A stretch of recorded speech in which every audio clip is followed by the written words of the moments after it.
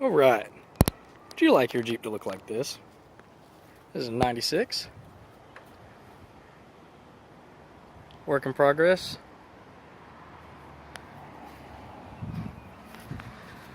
Basically what I did is a really crappy job plasti dipping the flare and cut that ugly thing off the front. And my ugly rims too. I'm going to show you how to do that.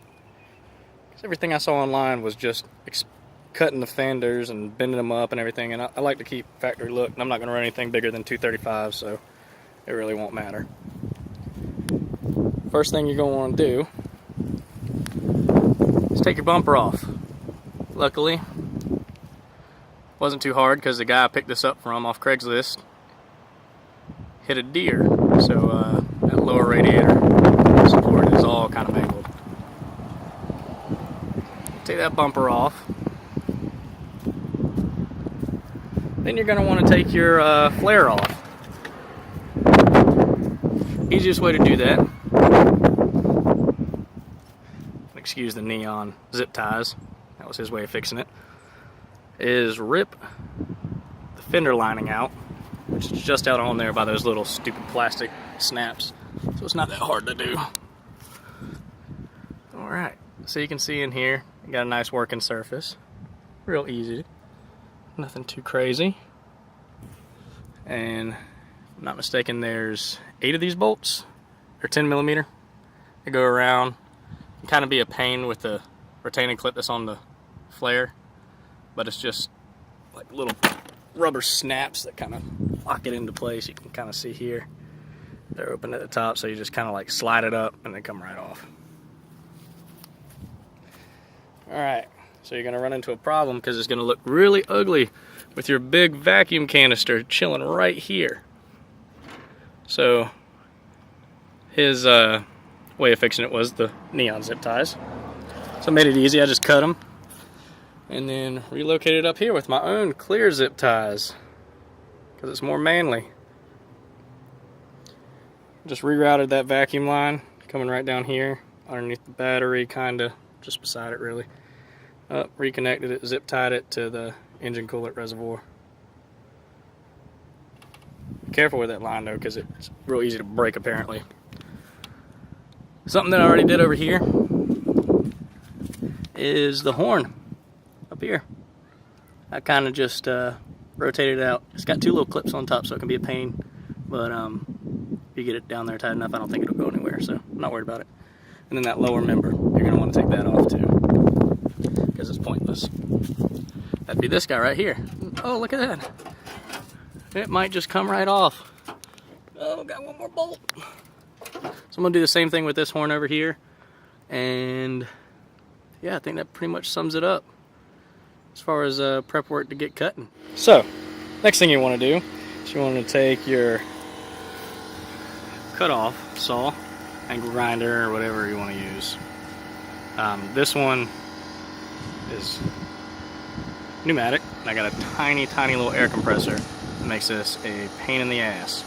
So electric probably works better, or if you got a bigger air compressor. Now what you want to do, and I probably should have recorded before I cut, but got a little sidetrack. Basically just take painter's tape. You want to run it from the bottom of the light bezel or the header panel bottom and try to get it as straight as you can. Run all the way across over here, make sure you get it flat on the edges. Y'all probably already know this. I just put a piece of paper down just because I didn't want to roast my tire with hot metal. So yeah, that's it.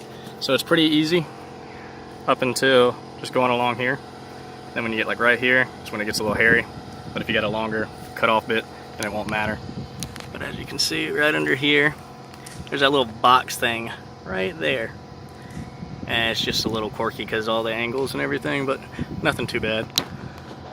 And yeah, so that's pretty much it.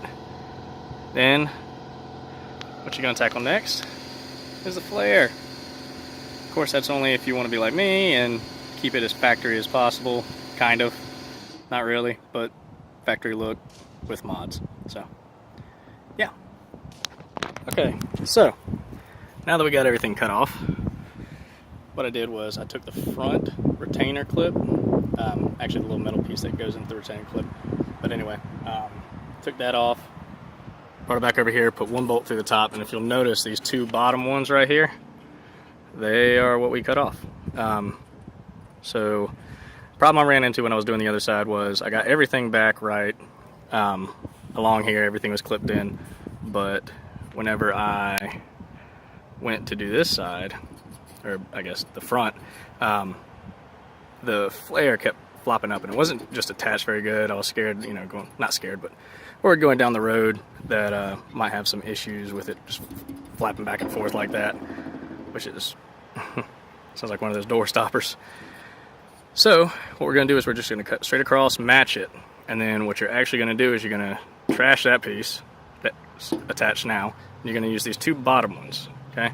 And this one is going to move up here, and then this one you're going to drill just a little hole right through the sheet metal, and what's going to happen is this little rubber piece right down here, after we cut this, or I guess on this side, after we cut this, we'll slide right into this little slot, clamp it down, and you're good to go.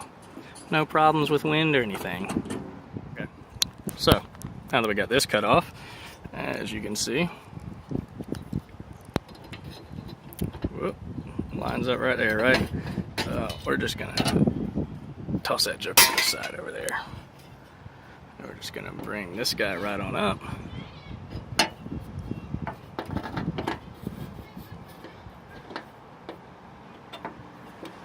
And this is gonna fit in there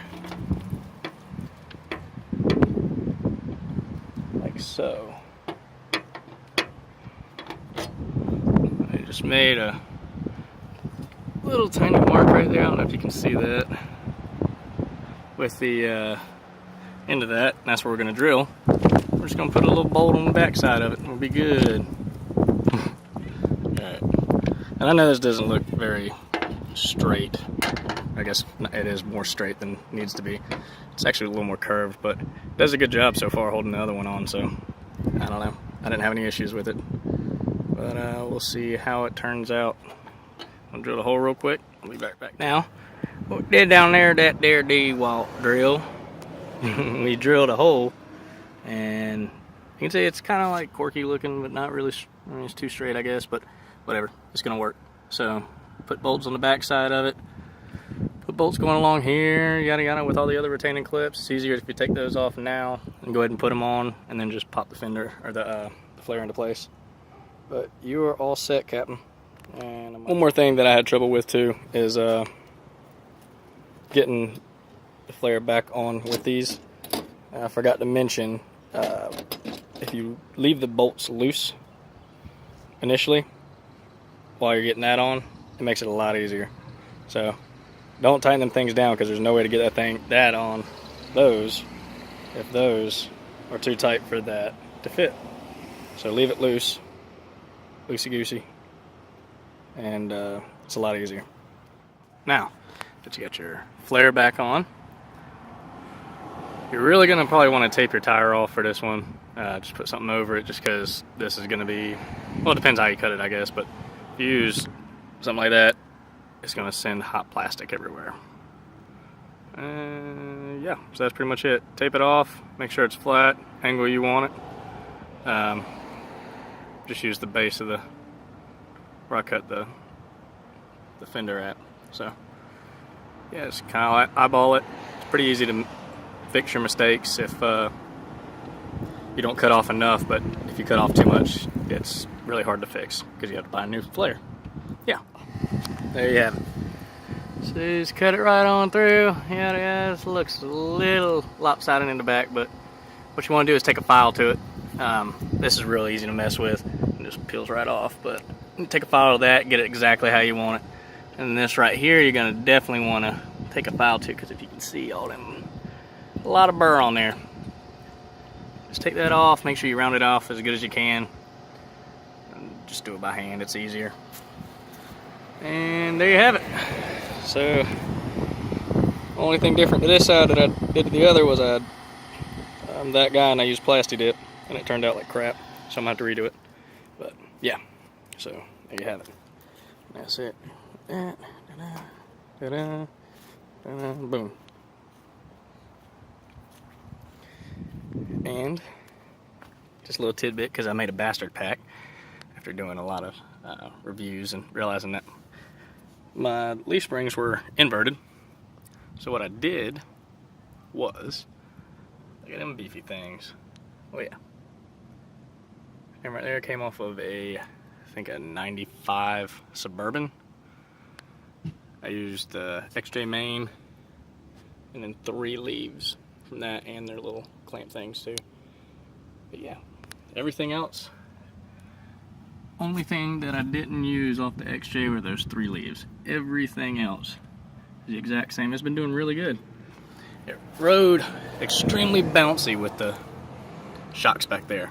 So if you noticed, boom, I got some $20 a piece shocks off of from AutoZone.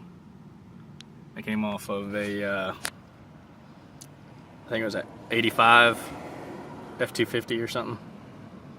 But they're pretty good. They got like 10 inches of travel, and I think they're only really 4 inches compressed, just sitting there. But yeah, without doing those shocks, this thing was jumping all over the road. It was actually pretty sketchy to drive. So yeah, if anybody's wondering, you can use Suburban leaf springs. And I think they were rated at 2,900 pounds, opposed to what ours, 750. So you get quite a bit more payload. Not saying I'd ever load it up that much, but it's nice to have it. Rides good, comfortable. All right, hope y'all enjoyed. Thanks.